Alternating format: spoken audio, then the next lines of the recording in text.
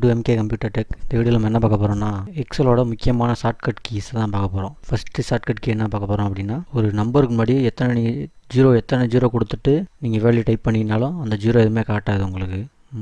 பாருங்கள்.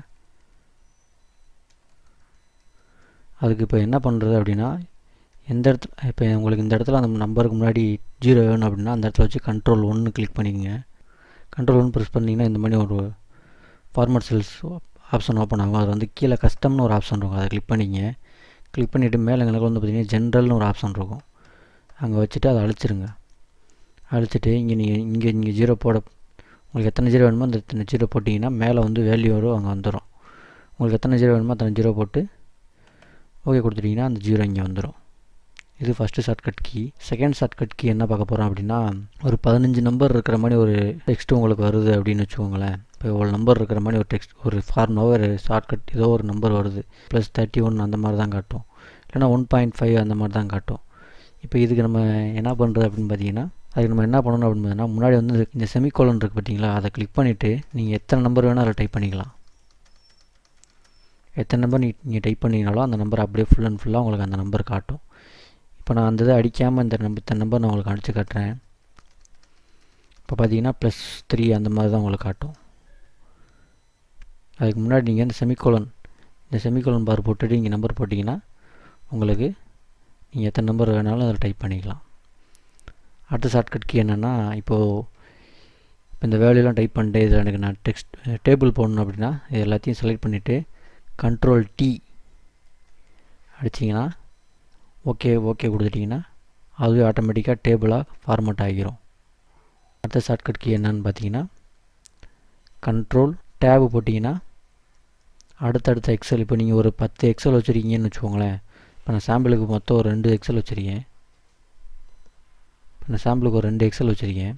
இப்போ நீங்கள் Ctrl+Tab போட்டிங்கன்னா ஒரு எக்ஸலேருந்து இன்னொரு எக்ஸல் மாறிக்கிறோம். Ctrl+Tab போட்டிங்கன்னா ஒரு எக்ஸலேருந்து இன்னொரு எக்ஸல் மாறிக்கிறோம். இது ஒரு ஷார்ட்கட் கீ. இன்னொரு ஷார்ட்கட் கீ என்னென்னு பார்த்தீங்கன்னா, இப்போ எனக்கு இந்த மேலே இருக்க வேல்யூ ஃபுல்லாக கீழே வரணும். இப்போ அஜித்துன்ற அது ஃபுல்லாக இருந்தால் எனக்கு அடுத்து கீழே வரணும் அப்படின்னா என்ன பண்ணுவீங்கன்னா, Ctrl+C Ctrl+V அந்த மாதிரி தான் கொடுப்பீங்க. அப்படிலாம் தேவையில்லை. நீங்கள் எந்த செல்லுக்கு கீழே உங்களுக்கு அது வேணுமோ அந்த செல்லை வச்சுக்கிட்டு Ctrl+D அடிச்சுட்டே வந்தீங்கன்னா ஆட்டோமேட்டிக்காக அங்கே இருக்கிறது உங்களுக்கு கீழே வரும். இல்லை எனக்கு இந்த சைடில் தான் வேணும் அப்படின்னா நீங்கள் இந்த சைடில் வச்சுட்டு Ctrl+R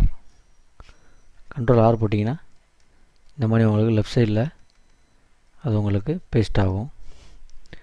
அடுத்த ஷார்ட்கட் கீ என்ன பார்க்க போகிறோம் அப்படின்னா, இப்போ ஒரு சீட்லேருந்து இன்னொரு சீட்டுக்கு போகணும் அப்படின்னு வச்சுக்கோங்களேன். அதுக்கு என்ன பண்ணுறது அப்படின்னா, Ctrl+Page டவுன் போட்டிங்கன்னா அடுத்தடுத்த சீட் போகும். அப்படியே Ctrl+Page up போட்டிங்கன்னா அப்படியே முன்னாடி சீட் போகும். இது ஒரு ஷார்ட்கட் கீ. அடுத்த ஷார்ட்கட் கீ பார்த்தீங்கன்னா, இப்போ இதில் இருக்க வேல்யூவே எனக்கு அடுத்த சீட்லேயே எனக்கு வேணும் அப்படின்னா ஒன்றுமே இல்லை, Ctrl ப்ரெஸ் பண்ணிவிட்டு இந்த சீட்டில் வச்சு ட்ராக் பண்ணி இங்கே இழுத்திங்கன்னா ஆட்டோமேட்டிக்காக செகண்ட் சீட்டில் அதில் இருக்க வேல்யூ முதற்கொண்டு அப்படியே இங்கே வந்துடும். இது ஒரு ஷார்ட்கட் கீ. அடுத்த ஷார்ட்கட் கீ என்னென்னு பார்க்க போகிறோம்னா, இப்போ நீங்கள் ஒரு ஃபார்முலாவே போடுறீங்கன்னு வச்சுக்கோங்களேன். இப்போ ஒரு ஃபார்முலா போடுறீங்க, இப்போ VLOOKUP அப்படின்னு போடுறீங்கன்னு வச்சுக்கோங்களேன். VLOOKUPனு அடிக்கணும்னு அவசியம் இல்லை, VLOOKUP VL போட்டுட்டு நீங்கள் டேப் ப்ரெஸ் பண்ணிங்கனாலே ஆட்டோமேட்டிக்காக அந்த ஃபார்முலா உங்களுக்கு அப்ளை ஆயிரும். இது ஒரு ஷார்ட்கட் கீ. அடுத்த ஷார்ட்கட் கீ என்னென்னு பார்த்தீங்கன்னா, இப்போ உங்களுக்கு இந்த வேல்யூக்கு வந்து எனக்கு ஒரு சார்ட் அடிக்க உடனே தேவை அப்படின்னா அதுக்கு என்ன பண்ணணும்னா, இதை இந்த செலக்ட் பண்ணிக்கிட்டு இதை நீங்கள் செலக்ட் பண்ணி முடிச்சுட்டு Alt+F1 ப்ரெஸ் பண்ணிங்கன்னா அந்த டேபிளோட சாட் வந்து உங்களுக்கு கீழே வந்துடும். இல்லை எனக்கு இதே சீட்டில் வேணாம், எனக்கு அடுத்து இதில் வந்து பார்த்திங்கன்னா மேலே உங்களுக்கு தேவையான அந்த ஃபார்ம் இந்த சாட்டோட ஸ்டைல்ஸ்லாம் மாறும். இல்லை எனக்கு இதில் வேணாம், எனக்கு அடுத்த சீட்டில் தான் வேணும் அப்படின்னா அதுக்கு என்ன பண்ணான்னா அதே மாதிரி அந்த வேல்யூவை செலக்ட் பண்ணிவிட்டு F11 ப்ரெஸ் பண்ணிங்கன்னா உங்களுக்கு அடுத்த சீட்டில் வந்துடும். பாருங்கள், இது ஃபஸ்ட்டு சீட்டு, இதோட வேல்யூ வந்து பார்த்திங்கன்னா அடுத்த சார்ட்டில் வந்துடும். அப்படியே நீங்கள் இதை பிரிண்ட் அவுட் எடுத்து யூஸ் பண்ணால் யூஸ் பண்ணிக்கலாம். அடுத்த ஷார்ட்கட் என்ன பார்க்க போகிறோம் அப்படின்னா, இப்போ எனக்கு வந்து இந்த ரம்யான்ற பேர் வந்து ரம்யா கிருஷ்ணன் அப்படின்னு மாறணும்னா நீங்கள் என்ன பண்ணுவீங்க, திருப்பி முதல்ல இருந்து ஃபுல்லாக அடிக்கணும். அதுக்கு அவசியமே இல்லை. அதுக்கு என்ன பண்ணணும் அப்படின்னு பார்த்தீங்கன்னா F2 ப்ரெஸ் பண்ணிங்கன்னா அந்த செல்லுக்குள்ளே உள்ளே போயிடும். நீங்கள் அதுக்கப்புறம் உங்களுக்கு தேவையான நேம் டைப் பண்ணிக்கலாம். இது ஒரு ஷார்ட்கட் கீ. அடுத்த ஷார்ட்கட் கீ என்னென்னு பார்த்தீங்கன்னா, இப்போ இந்த இடத்துல வந்து இப்போது இதில் வந்து பார்த்திங்கன்னா இப்போது இந்த ஸ்டைலில் வந்து இப்போ நான் மாற்றுறேன், ஒரு கலரே கொடுக்குறேன்னு வச்சுக்கோங்களேன், ஒரு பிளாக். இப்போ நீங்கள் இங்கே இருக்கிறது எல்லாமே உங்களுக்கு அதே கலரில் வேணும் அப்படின்னா அதுக்கு என்ன பண்ணணும் அப்படின்னு பார்த்தீங்கன்னா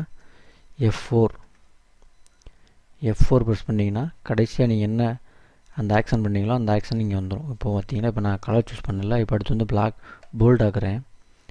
இப்போ இந்த ஆப்ஷன் வந்து பார்த்தீங்கன்னா இப்போ நீங்கள் திருப்பி F4 ப்ரெஸ் பண்ணிங்கன்னா இங்கேயும் அதே மாதிரி நீங்கள் கடைசி என்ன ஆக்ஷன் பண்ணிங்கன்னா அந்த ஆக்ஷன் வந்து அப்படியே ரொட்டேட் கண்டினியூ ஆகிட்டே இருக்கும்.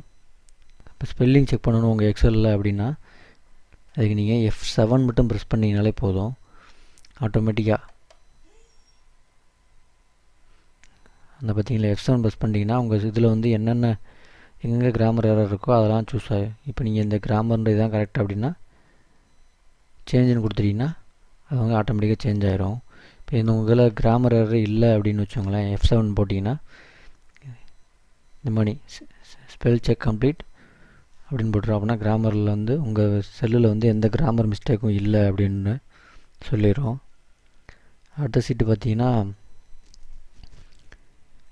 இப்போ இந்த டேபிளுக்கு வந்து நான் பார்டர் போடணும் அப்படின்னா அதுக்கு என்ன செய்யணும் அப்படின்னு பார்த்தீங்கன்னா Ctrl+Shift+, அது உங்களுக்கு எது வரைக்கும் வேணுமோ அதை சூஸ் பண்ணிவிட்டு Ctrl+Shift+, போட்டிங்கன்னா உங்களுக்கு சுற்றி பார்டர் வந்துடும்.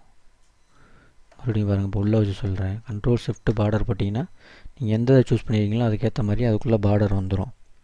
எனக்கு அந்த பார்டர் வேணால் ரிமூவ் பண்ணணும் அப்படின்னா அதே மாதிரி Ctrl+Shift- நீங்கள் எங்கே சூஸ் பண்ணுறீங்களோ அதை சூஸ் பண்ணிவிட்டு Ctrl+Shift- போட்டிங்கன்னா அழகாக பார்டர் ஃபுல்லாக ரிமூவ் ஆகிரும். வீடியோ பிடிச்சிருந்தால் மறக்காமல் லைக் பண்ணுங்கள். அடுத்த வீடியோ சந்திக்கலாம். வணக்கம், பாய்.